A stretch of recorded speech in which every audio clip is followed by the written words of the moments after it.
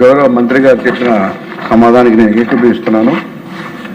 అయినప్పటికీ కూడా విశాఖపట్నం అనేది ఒక అందమైన సముద్ర తీరంతో పాటు పచ్చని కొండలు, మరోపక్క పోర్టు నుండి ఒక అద్భుతమైన నగరం సార్. ఈ మధ్య కాలంలో పెరుగుతున్నటువంటి ట్రాఫిక్, మరి పోర్టు కాలుష్యం వల్ల కొంత కాలుష్యం ఎక్కువైందన్నమాట వాస్తవం అధ్యక్ష. దీని మీద ప్రజలు కూడా ఈ మధ్యకాలంలో ధర్నాలు కూడా చేయడం జరిగింది అధ్యక్ష. అయితే దీనికి కారణాలు అనేక ఉన్నాయి అధ్యక్ష. ముఖ్యంగా పోర్టులో బెర్తలు అన్నీ కూడా ప్రైవేట్ ఆపరేటర్స్కి ఇవ్వడం వల్ల పోర్టు నియంత్రణ కొంచెం వాళ్ళ మీద తగ్గి ఈరోజు ఇలాంటి పరిస్థితి నెలకొనే అధ్యక్ష.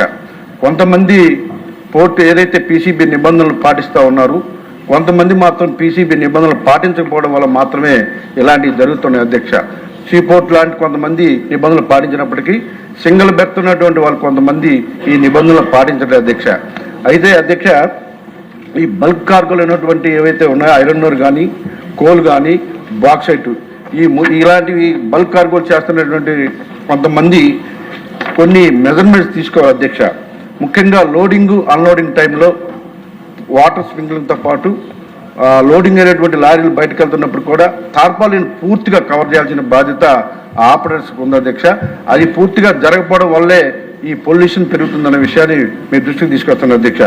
అలాగే గ్రీన్ బెల్ట్ అభివృద్ధి జరగాలి అధ్యక్ష. గ్రీన్ బెల్ట్ అనేవి ఈ మధ్యకాలంలో లాస్ట్ 2 yearsలో నాకు తెలిసి మొక్కలు నాటడం కానీ, లేకపోతే గ్రీన్ బెల్ట్ని పెంచే కార్యక్రమం కానీ ఎక్కడ కూడా పోర్టు వాళ్ళు కానీ ప్రైవేట్ ఆపరేటర్లు కానీ చేయలేదు అధ్యక్ష.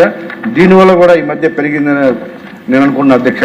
ముఖ్యంగా బాగా కొన్ని అభివృద్ధి చెందినటువంటి దేశాల్లో అయితే అధ్యక్ష, ఈ బల్క్ కార్గోలు అయితే ఏవైతే ఉన్నాయో వాటిని స్టాక్ చేయడానికి అండర్ గ్రౌండ్ స్టాక్ సిస్టమ్ కూడా తీసుకొచ్చారు అధ్యక్ష. దాని మీద కూడా కొంత మనసు పెడితే ఇది తగ్గుతుంది అధ్యక్ష. అలాగే క్లోజ్డ్ గోడౌన్స్ కూడా కొన్ని పెడతామని చెప్పి అప్పట్లో 10-20 నిర్మిస్తామని పోర్టు వాళ్ళు చెప్పారు అధ్యక్ష. కాకపోతే ఒక 2-3 నిర్మించి ఇప్పుడు మళ్ళీ వాటిని వదిలేశారు అధ్యక్ష. ఈ క్లోజ్డ్ గోడౌన్ అయితే ఎక్కడ కూడా మళ్ళీ ఆ గాలి వచ్చినా కానీ లేకపోతే ఏదైనా ఇబ్బంది ఉన్నా కూడా అవి పూర్తిగా క్లోజ్ అయి ఉంటాయి కాబట్టి ఎటువంటి ఇబ్బందులు లేకుండా అధ్యక్ష. ముఖ్యంగా ఎయిర్ నాణ్యతని పరీక్షించే కేంద్రాలు ఒకటి మాత్రమే ఉంది అధ్యక్ష పీసీబీ అండర్లో విశాఖపట్నంలో. అవి ఇంకొక 2-3 ఉంటే బాగుంటుంది అధ్యక్ష అన్ని ప్రాంతాల్లో. ఈ రోడ్స్ మీద డస్ట్ పడుతుంది అధ్యక్ష. ఈ డస్ట్ పడినప్పుడు వాటర్ స్ప్రింక్లింగ్ చేస్తూ ఉన్నారు. వాటర్ స్ప్రింక్లింగ్ చేయడం వల్ల ఆ బురద అంతా కూడా మళ్ళీ ఆ టైల్స్కి పట్టుకొని సిటీలోకి వచ్చేస్తుంది అధ్యక్ష. ఈ వాటర్ స్ప్రింక్లింగ్ కాకుండా కొత్తగా ఎయిర్తో క్లీన్ చేసే యంత్రాలు వచ్చాయి అధ్యక్ష. ఒక 8 ఎన్నో పెట్టారు అధ్యక్ష. అవి కొంచెం సంఖ్య పెరిగితే పూర్తిగా దాన్ని కంట్రోల్ చేసే అవకాశం ఉంటుంది అధ్యక్ష.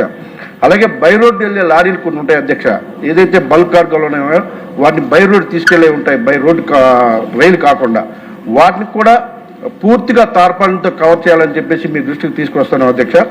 అలాగే పీసీబీ వాళ్ళు, ప్రైవేట్ ఆపరేటర్స్, అలాగే పోర్టు అధికారులు తరచుగా కొన్ని మీటింగ్లు పెట్టుకొని ఎక్కడైతే ప్రాబ్లం ఉందో వాటి నిబంధనలు పాటించే వాళ్ళు ఎవరు, పాటించిన వాళ్ళు ఎవరో కూడా చూసుకొని కొంచెం పర్యవేక్షణ కొంచెం ఎక్కువగా ఉండడం వల్ల కూడా వాటిని తగ్గించవచ్చు అధ్యక్ష. స్టాక్స్ అన్నీ కూడా 100% తార్పాలను కప్పి ఉండే విధంగా వాటి మీద వాటర్ స్ప్రింక్లింగ్ కూడా చేసే విధంగా సమస్యలు చెప్పండి, సొల్యూషన్ వాళ్ళు చెప్తారు, సొల్యూషన్ మీరే చెప్పేస్తారు. అదే చెప్తున్నారు, చేయాలని చెప్పి తెలియజేస్తున్నారు అధ్యక్ష. అలాగే పోర్టు ప్రాంతంలో బాగా పొల్యూషన్ అనిపిస్తున్నటువంటి ఆ ప్రాంతంలో అధ్యక్ష కొన్ని సిఎస్ఆర్ నిధులు ఉంటాయి అధ్యక్ష. అవి కూడా ఆ ప్రాంతంలో ఉన్నటువంటి స్కూల్స్కి కానీ లేకపోతే ఆ ప్రాంతంలో కమ్యూనిటీ హాల్స్ కూడా ఉపయోగించే విధంగా చర్యలు తీసుకోవాలని మీ ద్వారా మంత్రి గారు తెలియజేస్తున్నారు అధ్యక్ష. ఏవైతే నిబంధనలు పాటించట్లేదో వాళ్ళ మీద కఠినమైన చర్యలు ఒకసారి తీసుకోవాలని చెప్పేసి మంత్రి గారికి తెలియజేస్తున్నారు అధ్యక్ష. ఒకసారి ఉప ముఖ్యమంత్రి గారు మళ్ళీ ఆ ప్రాంతం పోర్టు ఏరియాలతో కూడా పర్యటించాలి అధ్యక్ష. దీనికి బాగా ఎఫెక్ట్ అవుతుంది విశాఖపట్నం సౌత్ అధ్యక్ష. ఆ ప్రాంతానికి వెళ్తే ఉదయాన్నే ఎలా చేయబడితే ఇంత ఎత్తున ధూళి మన చేతికి అంటుకున్నది అధ్యక్ష. సో దాని మీద ప్రత్యేకమైన దృష్టి పెట్టి కొన్ని కఠినమైన నిబంధనలు తీసుకురావాలని చెప్పేసి మీ ద్వారా మంత్రి గారు తెలియజేస్తున్నారు అధ్యక్ష. ఇలాగా ఉంటే అధ్యక్ష రానున్న రోజుల్లో బల్క్ డ్రగ్ అన్నిటి కూడా ఇక్కడ నుంచి తరలించే ప్రమాదం ఉంది అధ్యక్ష, కొత్తగా మూలపేటకి. సో వీళ్ళు కఠినంగా కొంచెం నిబంధనలు తీసుకోవాలని మీ ద్వారా మంత్రి గారు తెలియజేస్తున్నారు. గంటా శ్రీనివాసరావు.